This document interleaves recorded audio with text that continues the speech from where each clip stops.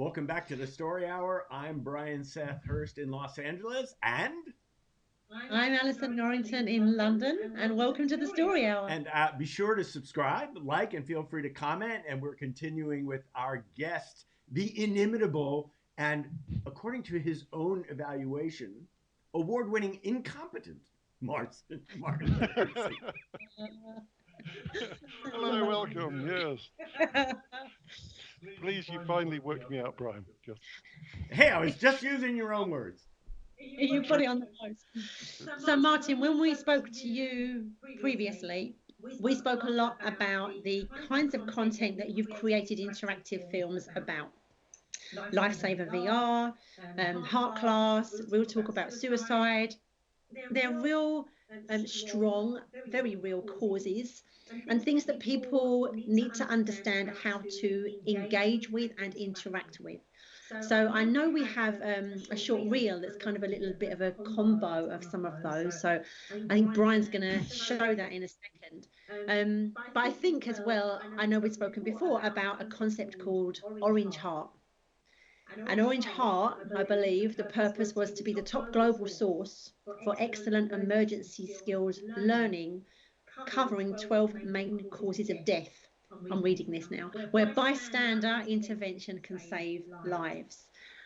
I personally think you're onto something there. I know there are challenges involved with that. Brian, when you're ready to show the short reel, then I think that would be great to get it up and running. But until that's there, I'm going to carry on. Here we go.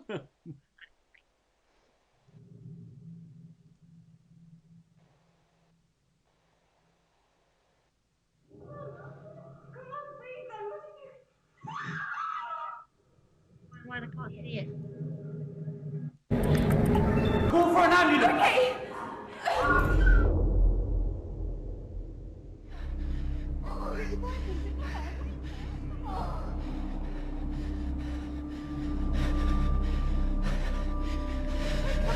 Stay with me. Stay with me.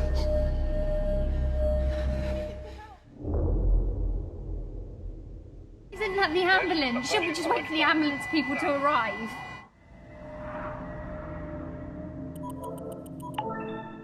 Deliver a shot now. No, he can't wait. Yes, a flashing orange button. Shot delivered. Are you thinking about suicide? What would you get? Mate, you hardly know me, come on.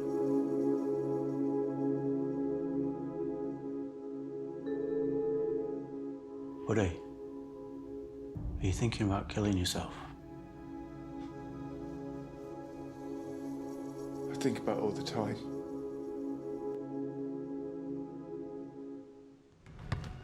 Alex, guys, come in here. Mr. Ryan?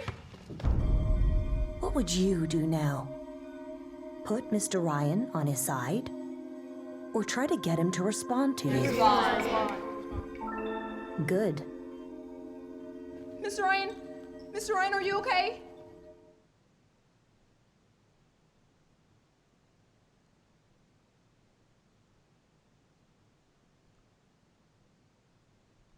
I'm trying to get back to our screen here. There we go. Right.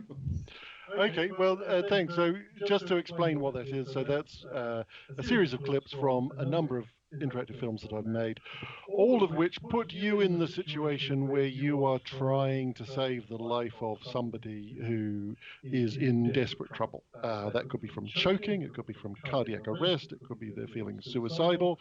And essentially we create a story where you have to do the right things to get through to the end where you finally save that person.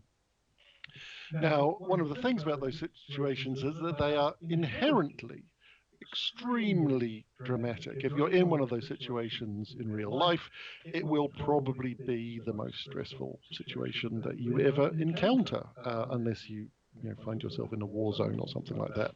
And so we build on that kind of natural drama to create something where people get really engaged. People frequently cry at the end of these films, even though they're generally only about 12 minutes long, and that's because they are so tied up with what is happening. You might say, yeah, okay, yeah, well, you would say that, wouldn't you? And so some people cry, and you won some prizes. Well, big deal. Does it actually work? So I'm pleased you asked that. The Lifesaver has been the subject of formal medical research in the UK, and Heart Class has been the subject of formal medical research in the United States. And what they did, both of those films teach you how to do CPR. What they did was they compared the CPR performance of a group of school kids. Some of them had done the interactive film form of training. Some of them had done traditional face-to-face training, which of course is the gold standard for teaching this kind of thing.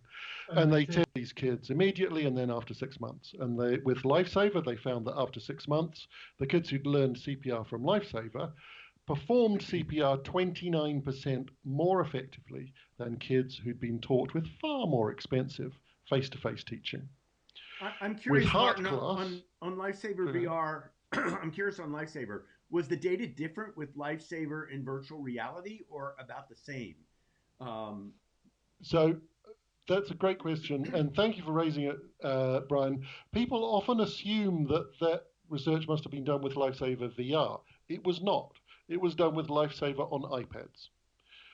So that 29% hike is just teaching kids using iPads. And so it's, it's really startling. And the doctors, the NHS doctors who were involved in this research were really surprised at that the performance was so much better, because of course teaching face-to-face, even in the world pre-coronavirus, is very expensive. If you're doing face-to-face teaching, it's about 6 kids for one teacher, and to be able to teach better with something that can be a mass medium, which can go out immediately to everybody, is really surprising. And then with Heart Class, which was the one that we shot in America, we had formal medical research on 600 school kids in Louisville, Kentucky. And there the comparison was with traditional sort of top-of-the-line classroom teaching using videos and trained instructors. And there they found that Heart Class after 6 months taught 46% more effectively than the top-of-the-line traditional classroom teaching. So again, that was showing that, a dramatic rise in effectiveness. And so, but it's really hard to change things, because you might say, well, okay, so if it's so much more effective and it's so much cheaper, and of course you can go to scale, if it's just on an iPad, you can go to scale so much more easily than you can do with face-to-face teaching. So what's happened as a result? And the answer is almost nothing. The problem is that they.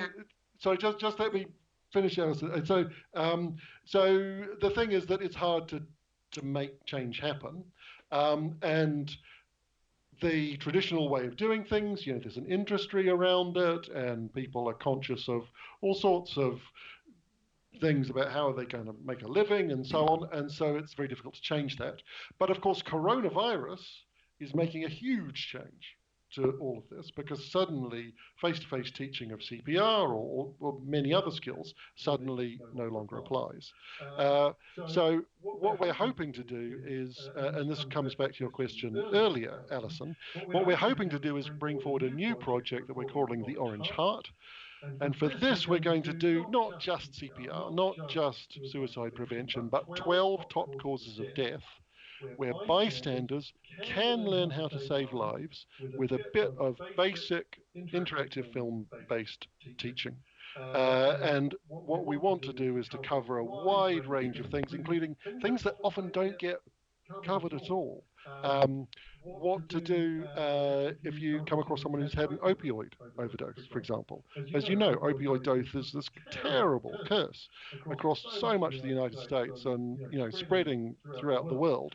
But what do you do if you find someone who's overdosed? Well, there are things that you can do, and we can teach them, just like we teach CPR. And so things like that, what to do, bleeding from a gunshot wound, bleeding from stabbing, this sort of thing. Vital things that people should know, but somehow it just never got into the curriculum. It just never got sorted that we should learn these things. And hopefully what we're going to be able to do is turn that around and start teaching these people skills and saving lives. I want to jump in here and ask about virtual reality because, well, one of the reasons is StoryTech Immersive is working in the enterprise side. So working with departments of corrections to help prisoners adjust to the world before they're released, working with burn patients. And the idea that the education lands much stronger. And of course, now with mobile device management, you can send this stuff out to multiple headsets. And they're becoming, it seems to be me that they're becoming more vital to education and training. So you did Lifesaver in VR, as well as on the iPad. What are you looking to do towards the future in these categories, in these life-saving categories, relative to virtual reality? Because the visceral experience of virtual reality, you're not at no offense to the iPad, but you're not at arm's length any longer. You are actually in the scenario. So I wanted to ask what your plan is in terms of VR production in those categories. Sure. So, I mean, I've made Lifesaver VR, which was nominated for a BAFTA, and Very VR, which was also nominated for a BAFTA. So, you know, I love VR. I think it's a fantastic medium. I think the thing is, Brian, as you know, I'm a simple guy. What I'm trying to do is I'm trying to get the maximum effect to the maximum number of people that I can. And as we all know, VR is a fantastic medium, but the challenge is headsets. And the scenarios that you're talking about, you know, for example, you know, burns patients, that's different from just trying to reach out to a mass audience, which is the kind of thing that we're doing with Lifesaver. And so I think VR is a fantastic medium if one can get around the provision of headset challenge. And so certainly for Orange Heart, what we plan to do, hope to do, is that, you know, we'll shoot it both ways, that we'll have a VR version and that we'll also have a flat screen version for phones and other mobile devices and even computers. Remember those.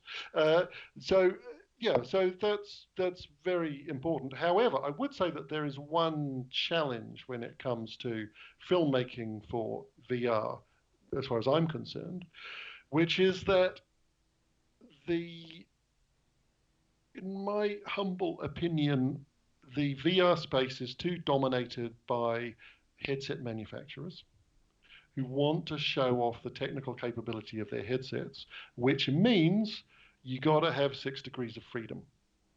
So just in case people don't know what I'm rabbiting on about, 6 degrees of freedom means that you're able to, you put on a VR headset and you can walk around the spaces that you're seeing, you can go around, you can pick things up. It's like a computer game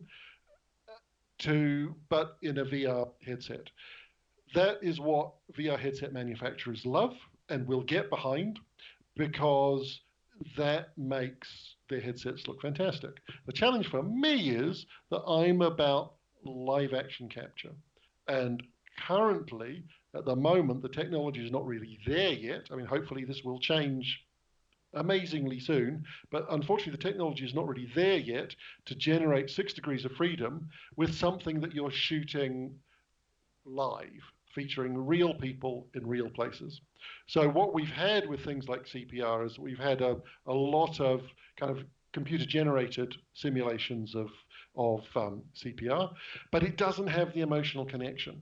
And it doesn't, because you are aware at every level that this is not a real person who's going to die unless you do the right thing. This is a CGI sort of creation. And so that's the challenge for me at the moment with VR. I still love VR. VR doesn't really love me because I'm filming in VR. I'm filming 360 and there's no 6 degrees of freedom with what I'm doing. Well, but hopefully that will as get a fellow sorted. VR producer, In live action, Allison can tell you I'm dedicated to cinematic VR. My Brother's Keeper. Yes, one of the great VR films. Thank you very the much. walking through the cornfield shot, arguably the greatest single shot in live action VR. Oh my gosh! Well, thank you very much. I credit the directors Connor Hare and Alex Meter with that. I'm just the producer. My job, as you know, a producer just sets everything up so the creative people can do what they need to do. But I would say that technology is coming. And I would also say that the makers of enterprise headsets, and I'm not going to do any commercials for them, but the makers of enterprise headsets have an entirely different mindset, if you will, in terms of the distribution of those headsets and the third-party collaborations that they're making, not just with distributors and mobile device management software. It's more than that. So that is coming, and I would think, and I totally agree with you. The more people you can reach, the sooner you can reach them. That's great. I'm thrilled to hear that you're looking at both approaches. Expensive to do both approaches, but because I also think it'll be cheap. Well, anyway. I also think that due to the circumstances, it'll be a long time before we return to any sort of training in person. And also companies, healthcare companies, everyone's discovering that even entertainment companies who don't have to send a bunch of people to MIPCOM, no offense to Reed Needham, are starting to realize that it is less expensive for them to do remote training and even to use virtual headsets. Some soft skills, employment education for major corporations is happening that way. So the idea that those things will be there in education, in schools as well, I think we are moving to that. And because you're the innovator that you are, that's why it was great to see that Lifesaver had happened in VR. So I'm, Allison will tell you I'm super bullish on VR, and but I think that opportunity for what you're doing to give people the visceral experience of saving a life. My gosh. Yes, absolutely. So indeed, but you also mentioned the whole question of conferences, and this leads us on to what, in my opinion, is currently the least exploited creative opportunity in digital film, which is creating films which are designed not for a single user, but which are designed for a group of users who are all watching together.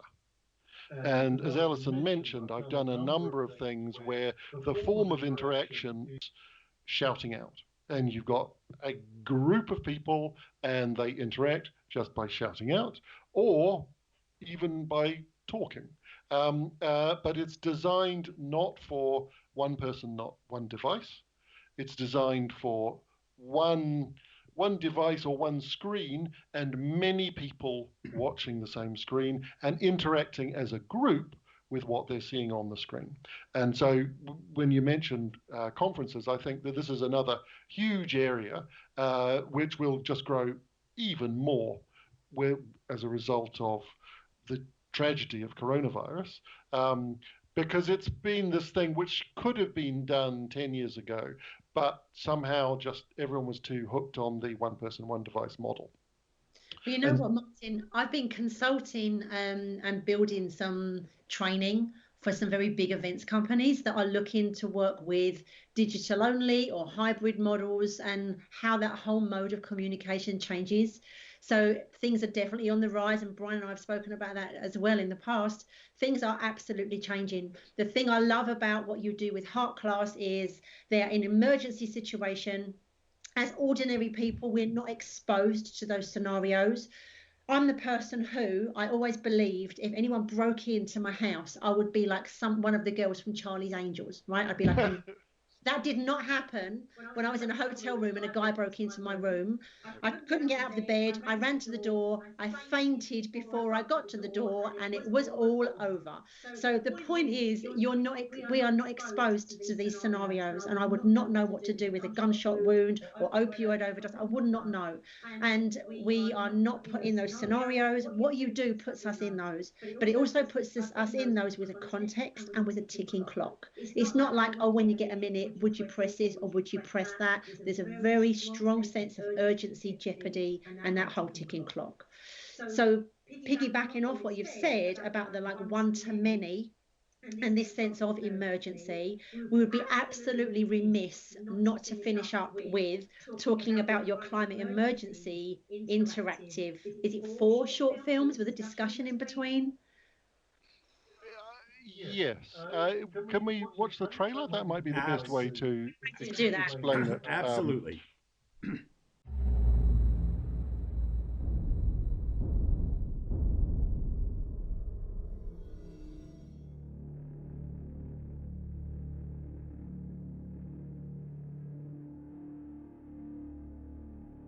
This isn't a normal film. We'll be asking you questions all the way through. And here's the first one. How much hotter is the world now than it was in 1880? 2 degrees. 2 degrees. No, I'm happy to say that's not right. Have another go. 1 degree. 1 degree. You're right.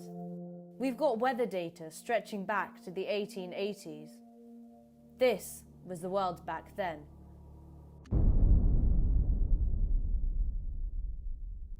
Let's talk about your point of view. What would you vote for to tackle the climate emergency? Political system Technocratic approach. I think I would say definitely have a systemic change first. I tend to consider technology somehow part of the problem. It seems like the technocratic approach would be the most pragmatic to actually get things done. I think that the interactive format is a great way to gather people to think, discuss, and perhaps act together.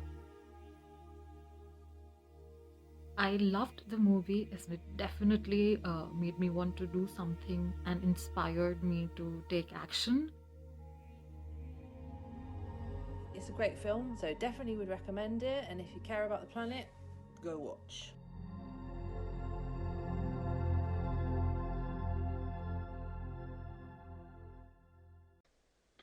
So that is a trailer for Climate Emergency Interactive. And as I hope you could see, it's thinking about how we can turn viewers into doers with regard to an emergency which affects not just one person lying on a pavement, but which affects the entire planet.